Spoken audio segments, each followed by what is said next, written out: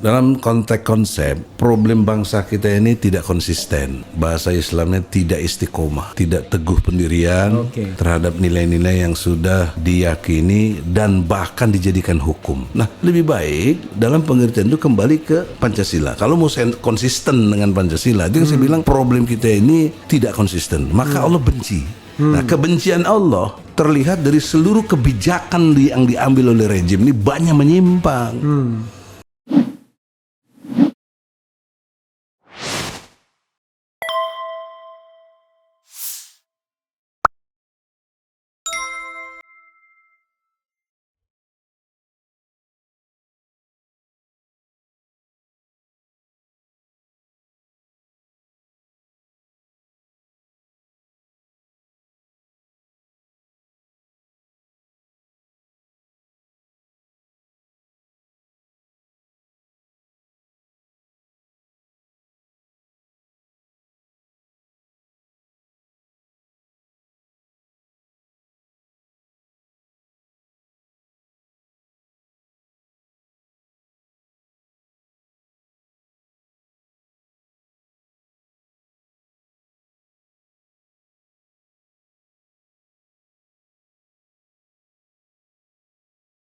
Tapi satu soal yang sering saya titipkan kepada semua orang yang saya interview adalah kita kan ingin mencari yang terbaik.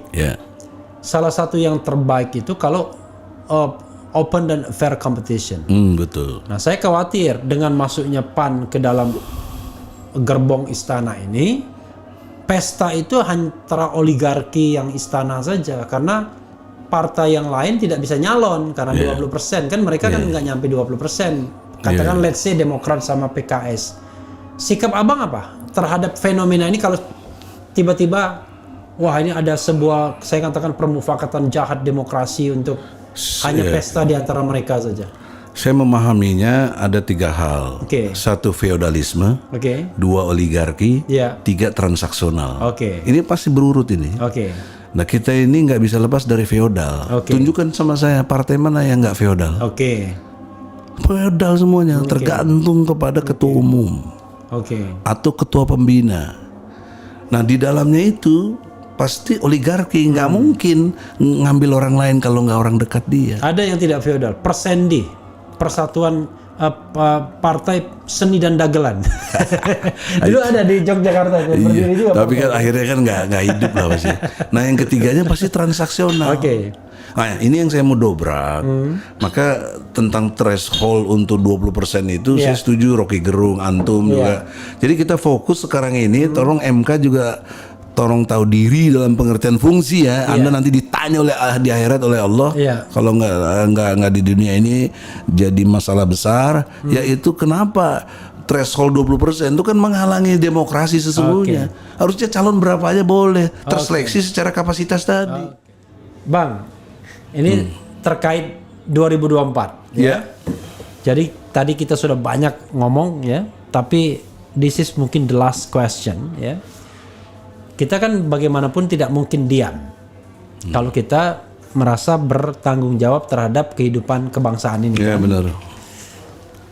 Apa yang abang rasakan dalam masa pemerintahan sekarang ini yang dipimpin oleh Presiden Jokowi tentunya, dan apa konsep abang kalau seandainya abang menemukan wah banyak hal yang harus diperbaiki, termasuk juga isu yang mengatakan wah ini jangan-jangan mereka pesta di antara mereka saja oligarki itu karena sudah merekrut PAN, lawan tidak ada lagi karena 7 parpol itu sudah 82%, sehingga presidensial threshold minimal 20% itu tidak akan tercapai oleh partai oposisi. Silakan Bang, ini the last part of interview ini. Terima kasih brother Refli Harun yang dimuliakan Allah. Amin. Ada beberapa hal, antara lain berupa konsepsi dan berupa juga hal-hal yang disebut public opinion. Maksud saya public enemy. Dalam konteks konsep, problem bangsa kita ini tidak konsisten. Bahasa Islamnya tidak istiqomah. Tidak teguh pendirian terhadap nilai-nilai yang sudah diyakini dan bahkan dijadikan hukum. Nah, Quran menyatakan dengan jelas surat As-Saff ayat 2 dan 3. Kabur maqtan indallahi antakulu malataf'alun. Allah amat sangat benci kepada orang yang mengatakan tapi tidak mengerjakan. Oke. Nah, dalam konteks Indonesia, Omdo. Dalam konteks Indonesia, ini bukan cuma omong, udah jadi undang-undang. Oke. Apa? Pancasila dan Undang-Undang 45. Oke. Misalnya sila keempat, kerakyatan yang dipimpin oleh hikmah kebijaksanaan dalam permusyawaratan perwakilan. Ya. Apa Anda berani bilang ini sesuai dengan Pancasila, sistem politik yang sekarang? Tidak, bertentangan dengan sila keempat itu. Kok modelnya demokrasi yang kebablasan yang tidak sesuai dengan sila keempat? Kita ini rakyatnya dipimpin oleh hikmah. Ini hikmah ini kalau mau bicara, waduh, kiai paling banyak bisa. Tapi saya mendalami hikmah ini, kata hikmah itu banyak sekali di Al-Quran, mengajarkan kita ini dipimpin oleh hikmah, kebijaksanaan dalam permusyawaratan perwakilan.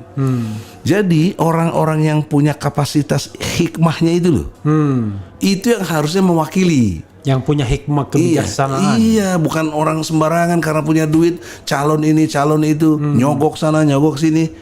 Akhirnya itu. Nah, kemudian Allah mengingatkan lagi di surat At-Taubah ayatnya 23. Aba'akum wa ikhwanakum. Bapak-bapak kamu dan saudara-saudara kamu jangan kamu pilih jadi pemimpin. Aulia disebut di Quran itu. Ya. Atau pembina atau yang mengayomi kamu, jangan, jika ia mengutamakan kekafiran atas keimanan. Oke, artinya ada jikanya. Ya, jika. Jadi kita tidak nepotisme gitu. Nepotisme itu boleh tapi berkualitas. Berkualitas. Ya. Tadi osjubedilnya dipakai. Iya. Nah, maka kalau kamu pilih juga kamu zolim. Ya, itu konstruk yang kedua. Konstruk yang ketiga, surat Al-Maidah ayat 51. Jangan kamu pilih pemimpin Yahudi Nasrani. Kalau kamu pilih juga kamu sama bagian dengan mereka. Nah, dari tiga konstruk Quran ini, kita harusnya berpikir secara serius dan cocoklah dengan sila keempat. Jangan lagi menyimpang. Kita ini udah menyimpang jauh. Boleh adu argumentasi siapa? Anda kan profesor juga di bidang itu. Apa keliru saya memahami bahwa sekarang ini menyimpang dari Undang-Undang Dasar 45 dan Pancasila, khususnya Pancasila dan Undang-Undang Dasar 45. Jadi maksud Abang pemilihan presiden langsung ini mau diapakan? Ya, dalam pengertian itu tidak bermaksud juga menggurui. Oke. Ini kan sudah ada begini. Ya. Tapi pertanyaan seriusnya bagaimana kita mengingkari Pancasila? Oke. Apa jalan keluarnya untuk supaya ini tidak bertabrakan dengan nilai-nilai tadi? Kan nggak mungkin kita rubah Pancasila. Iya. Nah, maka jalan keluarnya tentu dibikinlah kembali kepada konsep yang Undang-Undang Dasar 45 yang asli. Nah, ini orang juga banyak keliru. Oh, kalau yang asli nanti nggak ada batasan kepemimpinan. Ya, masa jabatan. Nggak ada. Nah, itu nggak penting dalam Islam. Kalau dia betul jujur, benar, adil, kita disejahterakan sesuai 4 tugas pokok presiden dari Undang-Undang Dasar 45. Ngapain kita ganti-ganti? Itu bicara dan menghemat biaya luar biasa. Karena setiap pemilu itu ratusan triliun, bukan sedikit. Untuk apa uang sebanyak itu? Nah, lebih baik dalam pengertian itu kembali ke Pancasila. Kalau mau konsisten dengan Pancasila, itu yang saya bilang problem kita ini tidak konsisten. Maka Allah benci. Nah, kebencian Allah terlihat dari seluruh kebijakan yang diambil oleh rejim ini banyak menyimpang.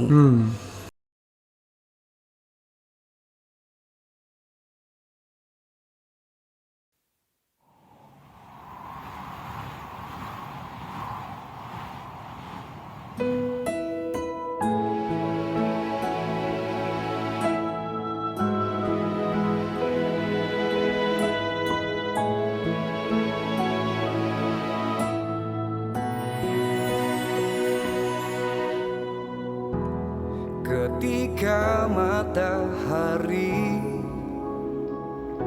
hanya di atas kepala, panas melelehkan padang yang luas, tak ada naungan, tapi Engkau pemimpin adil. Tuhan memberi kabar gembira, setiap manusia